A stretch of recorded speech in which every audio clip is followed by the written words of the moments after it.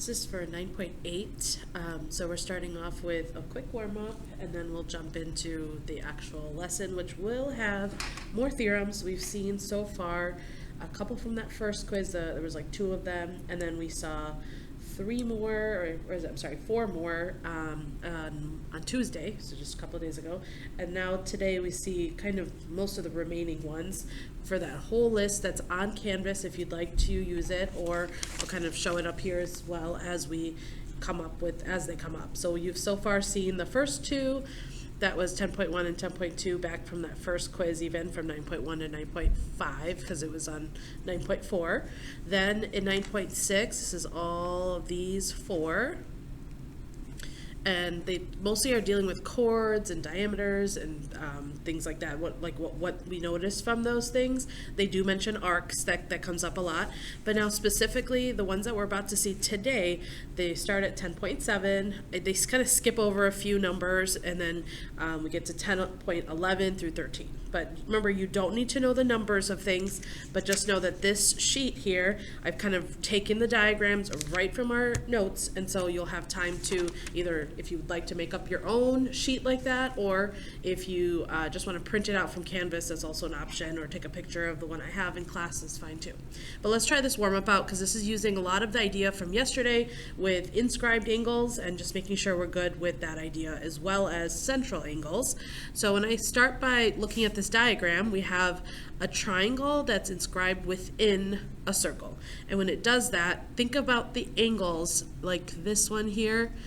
There is an angle for this triangle, and we're trying to classify this triangle by using its given angle, what we know about the side lengths, just anything we can to name it, because we want to know, is it an acute triangle, is it an obtuse triangle, is it a right triangle, and is it scalene, isosceles, or equilateral potentially. Okay, so let's see what we can tell. So we do have a 50-degree angle here. We don't know the other 2 just yet, but if you look and see that this angle that I've kind of outlined, it is, if I was to kind of follow the arc that is created by this angle, so I start here and I follow this arc until I get to letter B, this is a semicircle. And if a semicircle is always 180 degrees, then I know that I would cut that in half to get to this inscribed angle over here where A is.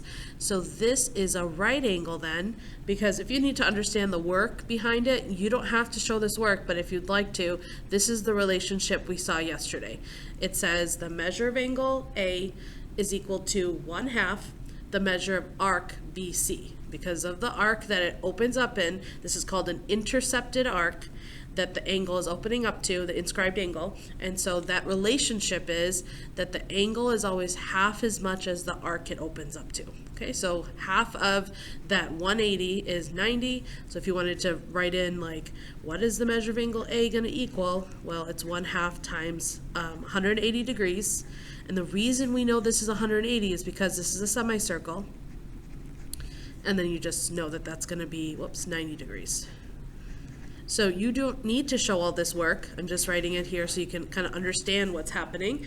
But you just know here that this is a right angle. And as soon as we know there's a right angle there, we don't know anything about these 2 legs other than knowing that they cannot be the same. Because if this is 50 degrees and we have a right angle, we know that's got to be 40 degrees. And if these 2 angles are not congruent, the base angles are not congruent, it cannot be an isosceles triangle. So this is called a right scalene triangle, is how we could classify it. And our justification is either just filling in the diagram or what I showed for work here, but you absolutely do not need to show all of this work. It's really almost redundant. It's a little bit unnecessary, because you can do all this in your head. To just labeling that real right angle there is, and then knowing that this is 180, that's enough work to know that this is a right scalene triangle. All right, let's keep going.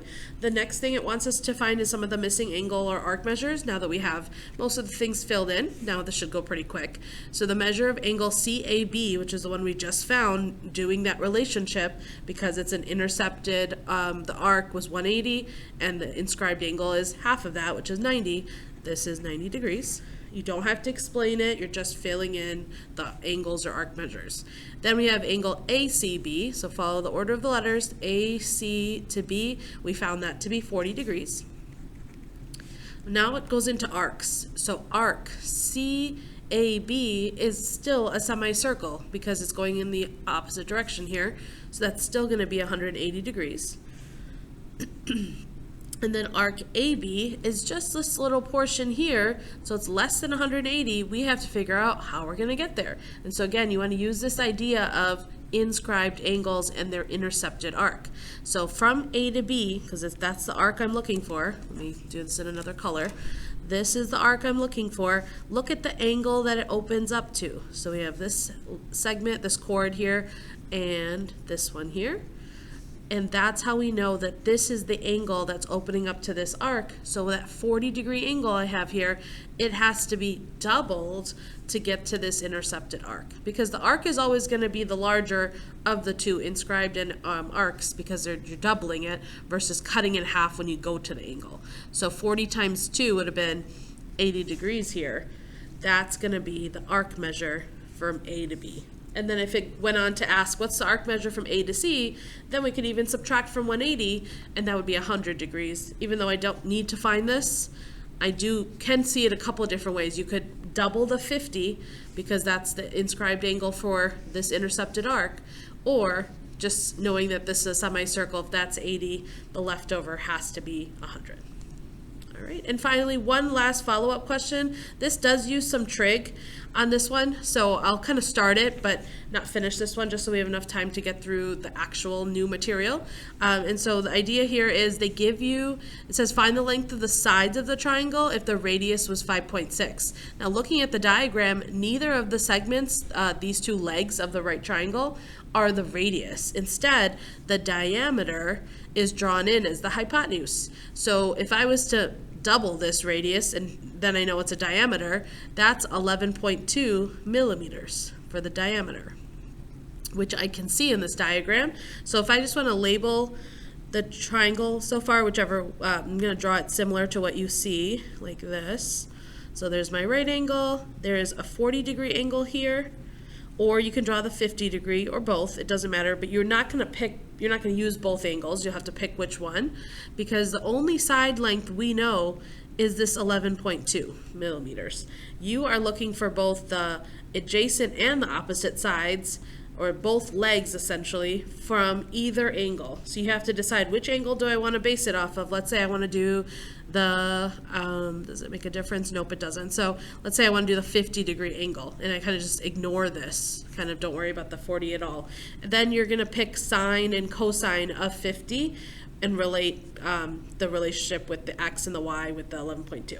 Okay, so if you decide you want to try this out for some trig practice, because this is going to show up eventually on the final exam, these are the two answers that you should get for, this is A, B, and C, or you know which variables are which. So AC comes out to the measurement for Y, and AB is approximately 7.2, which is the measurement for X. Okay, so if you decide you'd like to use use trigonometric ratios like sine and cosine, you'll be able to find those two missing sides. Okay, but let's go to the next page and really get to this new idea of these new theorems. Okay, so we have 4 theorems today. The first one, actually before we get to the first one, it just talks about at the top, what is it that we're going to notice is like the main theme or the trend for all of these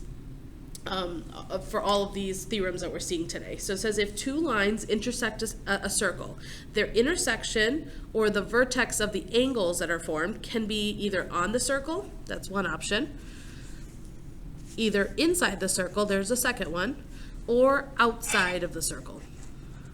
Okay, so this is talking about two lines. Now, they're not always going to be drawn as lines. You might see them drawn as segments instead, but those are the 3 possibilities. I'll try to get you guys like a little kind of a graphic worksheet, kind of not a practice worksheet, but more so just like a reference sheet to help keep track of all of these, because I know there's a lot of information. But the formula for all 3 of them is essentially the same idea, but it just is going to look different depending on, is it on the circle, is it inside the circle, or is it outside the circle? And so the formula for the measure of the angle is dependent upon the location of the vertex angle. Is the vertex of the angle on the circle or inside the circle or outside of the circle. So the first one we're going to see is on the circle. And the good news is this one is something you just saw yesterday. So we actually had a theorem for it yesterday, but we didn't kind of write it out. But this is showing us when the vertex of an angle is on the circle itself. And when that angle is created, you know it forms this intercepted arc that it opens up to. And the relationship we saw, so actually first thing I'm going to write here is inscribed angle, because like we did with some of the other ones, I want to give it kind of like a nickname. And so the nickname we have here is either inscribed angle, or you can call it vertex on the circle, which is what it literally says right here. Okay, so they mean the same thing. If the vertex of the angle is on the circle, it's called an inscribed angle. And specifically, the arc is the angle is gonna open up to an arc. And the relationship there is the measure of angle C is always gonna be half of the arc it opens up to, or that intercepted arc. So measure of angle C is equal to 1/2 the measure of arc AB. And you saw that with a bunch of examples. We just did it on the warm-up as well. Whatever that, you can go both ways. You can either know the angle measure and you're trying to find the arc, or you can know the arc measure and you're going to go backwards to find the angle. Okay, let's try the next one. We now want to see what happens when the vertex is on the circle. So if I look at my diagram here, I have this segment. This is called a chord, because remember, it's not going through it's not going through the center. It's not a diameter. It's specifically just any chord at all. And if you notice what type of line this is a tangent. And when those two things one hits the other, some angles are created as a result. There's an angle on this side and an angle on this side. So I'll just put little numbers to refer to them. And so the angle 1, as you can see, if I draw out angle 1 like this, it's made up of an arc that it kind of is like within it, this arc right here. And so what we're going to see here is that this one, I like to call it tangent and chord, because that's exactly what I see in the diagram. That when I see a tangent and a chord in a diagram together, like intersecting, sitting on the actual circle, because again, these two are the ones that are on the circle so far, so they have the same relationship, which is that the angle is going to be half as much of the arc. So although it doesn't look like your traditional inscribed angle, like this one, it follows the same pattern or the same relationship. So the measure of angle 1 would be half of the arc it opens up to, kind of hard to see, but it's like within here. Arc would be CB, or BC, whichever way you'd like to call it. Okay, and then the measure of angle 2, now just so I can name this a little bit better, I'm going to put a random letter right up here, a point, call it F, because if I want to talk about this other arc, this side, I want to make sure I have a way to name it, because I don't want to call it CB again and you're going to think, well, which CB is it? So this one would be 1/2 of arc CFB. And so both these things are true. So I'm going to write the word or, because you don't need to always point out both. You can just pick one or the other, because they're always going to be true statements. That makes sense then, hopefully, that together these two angles, whatever they are, they would add up to 180, and that then they get doubled so that you get 360 degrees. Because these two angles are a linear pair, because they're sitting on a straight line, whatever one of them is, then you can find the other one if needed. Okay, so that one's called tangent and chord, and again, so far both of these are vertexes on the circle. So you know that that's the relationship that's showing that the angle is half as much as the arc that it opens up to. But now we're about to see what happens when the vertex is inside the circle. Okay, so this next one on the left, this one shows us that there are two chords, and those two chords cross each other. Now keep in mind, this point right here is not the center. It doesn't even look like the center. So don't assume that this is the center, because if these were diameters, and then you'd have a bunch of semicircles, right, that we were working with. That's not the case. So I'm going to point out that this is not the center, and we're working with what happens when these angles are inside the circle this time. So this one's inside of circle, angle 1, even angle 2 here, and then if I wanted to even look at the vertical angles for each one, that would be fine. There's a total of 4 angles that get created here, when I have two segments that intersect. Well, the way I like to call this one is literally crossing chords, because the chords are crossing one another.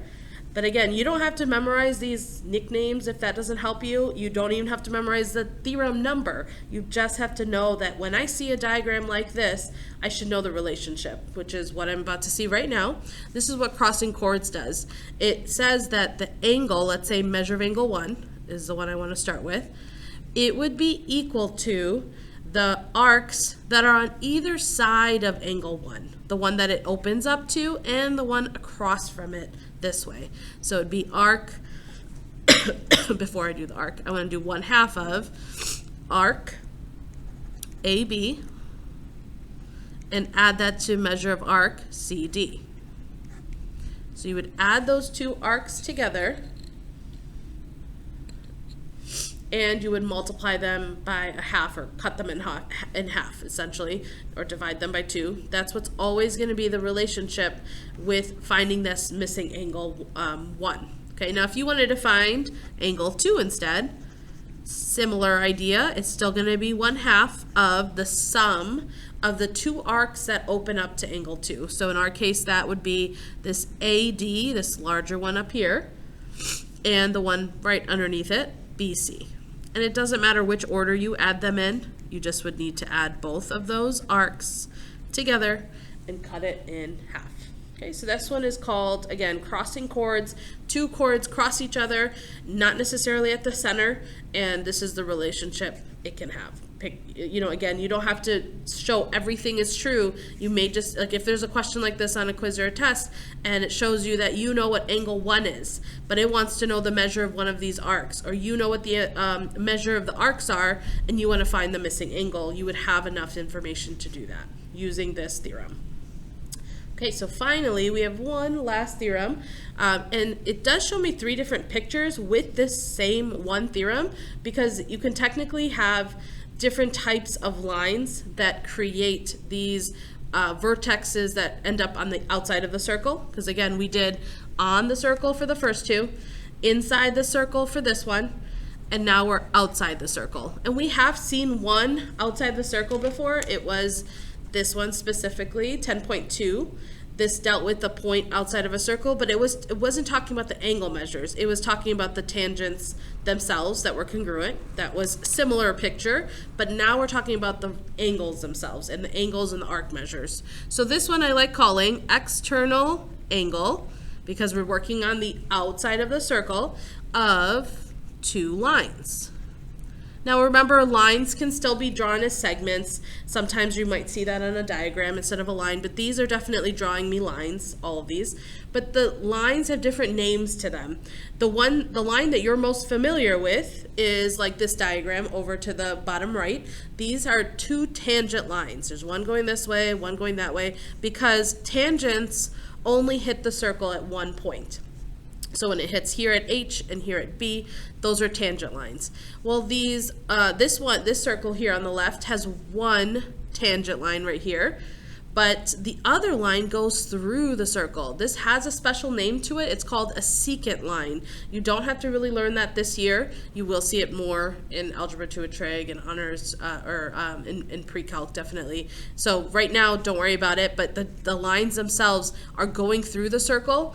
It doesn't matter which scenario it is, they all have the same relationship, which is to find the missing, this external angle, the angle that's sitting outside of the circle. So in our case, that's going to be measure of angle 1. It's 1/2 of the outer arc, and I'll show you where this is on the picture in a second. Outer arc minus the inner arc. Okay, because what happens is when you have an angle that's created outside of the circle, with the way this is drawn, you have 2 arcs that kind of come about. You have, and I'm going to highlight this, this is called the outer arc, the one I just did in green. Okay, and then we have the inner arc, the smaller one. They both are within angle 1, but now I can see which ones are which, right? So if we know the measure of either of these arcs and I would need to know both arcs if I'm looking for the measure of angle 1, or if I know the measure of angle 1 and I know one of the other arcs and I could find the other one. So this is this is the relationship you can use. So in this diagram specifically, I could write measure of angle 1 is equal to 1/2 of the measure of arc JK minus the measure of arc LM. Now, same scenario for these other two pictures. It's just when you look at the arcs that are created from these other two, it looks a little different because this one's like kind of off to the side here. You're still going to have an outer and an inner. This is outer. I'll still do that part in green. And then the inner is this little portion in here. Okay, and finally for the last one, you end up using the entire circle for this last scenario because you have the outer is all this and the inner is just this little portion, whoops, in here. All right, but I'll write out the equations for each of these. So measure of angle 2 is equal to, the arc would be SR, or it'd be 1/2 first, arc SR minus, it's always a minus sign whenever you're doing this theorem, that's the relationship here, and you're subtracting this other pink one here, which is QR. And then we have on this last one, this last picture here, we'd have a measure of angle 3 equals 1/2. Again, we're going to subtract the two arcs, so we have BJH, or if you could name it with two letters, we just can't here because it would need to be understood which way you're going. So BJH, for example, minus just arc B, measure of arc BH. Okay, so that would be the relationship for this one called external angle of two lines. This is officially the last theorem on our whole theorem list for all of Unit 9. So we just got 4 more today, but technically the first one we've seen before. So the inscribed angle we just saw yesterday, it's very similar to that. It's just kind of practicing it now that we can combine it with this idea of vertex on the circle. That's the first 2 examples. Vertex inside the circle, that's this crossing chords one. And finally, vertex on the outside of the circle for this external angle of 2 lines.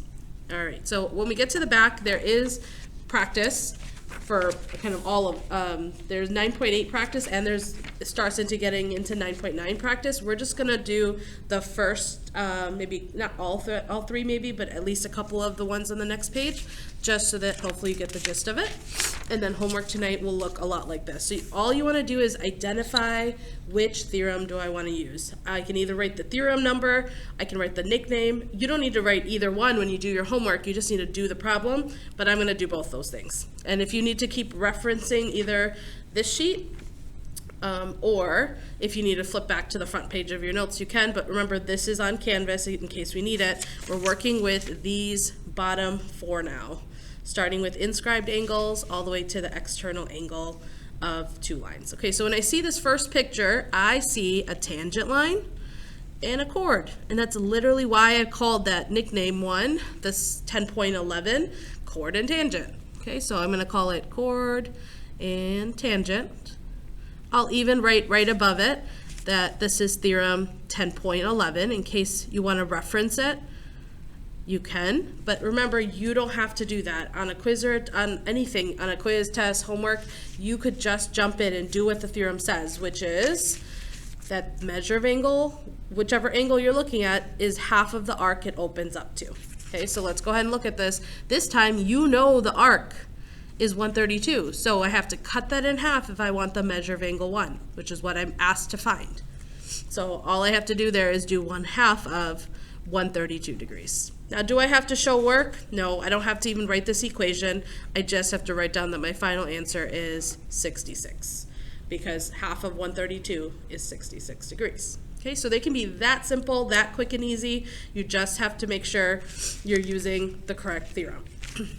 Here's another one. Now we have to, again, figure out which theorem am I going about. So the angle I'm working with this time is outside of the circle. So this is the last theorem we just saw today on the front page, external angle of 2 lines. and it was, we did have 3 scenarios, but it doesn't really matter which scenario you're working with. But if I give it a name, I'll write external angle of 2 lines. You don't have to name it like this. I'm also going to write theorem 10.13. Okay, but that theorem, all it says is take the angle, that external angle, and it'll be half of this difference of the outer arc and the inner arc. So take outer arc minus inner arc. I like using highlighters. You can do the same if you'd like. So here's my outer arc. It's 170 degrees. There's my inner arc, which is 72 degrees. And I just have to subtract them and multiply by a half to get the measure of x.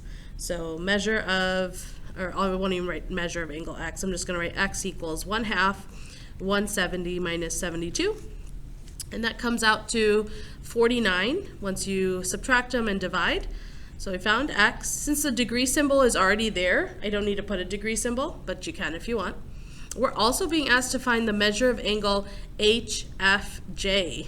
HFJ, I know it's not drawn in, but if I was to connect here, and I'm being asked to figure out what this angle is, I can find the relationship again because it's opening, it's an inscribed angle, and it's opening up to this arc. And so if this is, whatever this measure of the angle is, I can figure it out by using the measure of the arc that's related to it. But I need to first find the arc measure. Because I know this is 170 and this is a 72, I can subtract from 360, right? So 360 minus 170 minus 72 comes out to 118.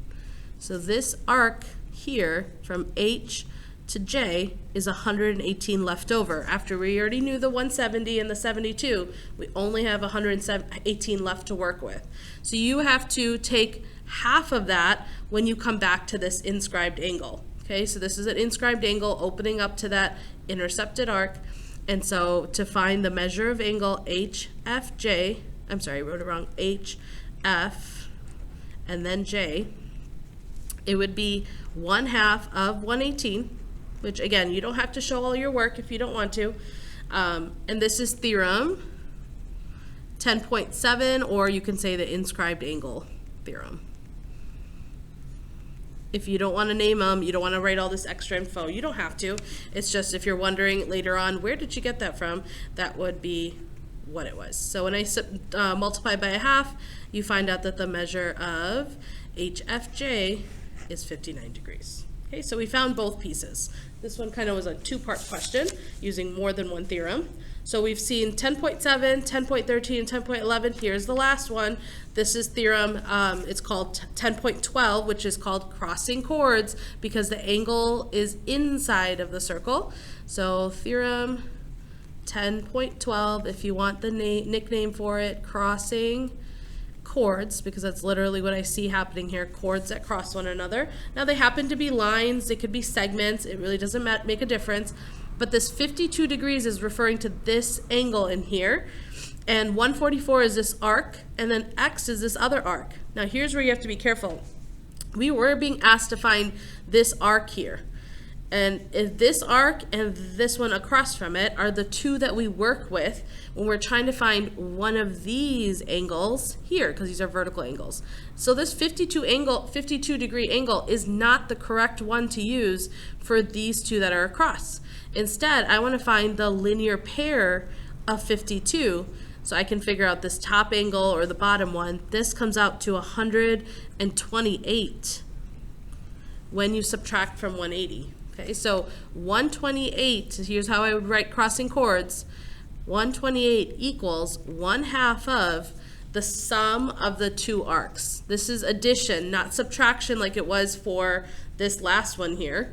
This one is add the two arcs. So 144 plus X are the two arcs there. And then to finish solving this, it's like an equation essentially. You can either multiply both sides by 2, or you're welcome to distribute the 1/2 in. I prefer to multiply by 2. So times 2 on both sides. These 1/2 and the 2 cancel. You'd get 256 equals 144 plus X, and then just subtract 144. So that x comes out to 112. So you just found x, but write your final answer, because of the way they want us to leave our final answer, is the measure of arc FJ, and that's because it needs a degree measure when you're done, because 112 is not the final answer, it is 112 degrees. Although x is 112, there's already a degree symbol there. The question said, what's the measure of FJ? And we just found it. All right, so that's kind of it for the new theorems and practicing them. There was like one of each kind. Make sure you're trying out the homework tonight for 9.8. Tomorrow we'll practice this some more. Nothing new really, just making sure we can practice this more. There's more examples kind of right below if you want to get a head start. Otherwise we'll do more of those tomorrow and onto the next page as well. All right, so try that homework out and bring your questions tomorrow.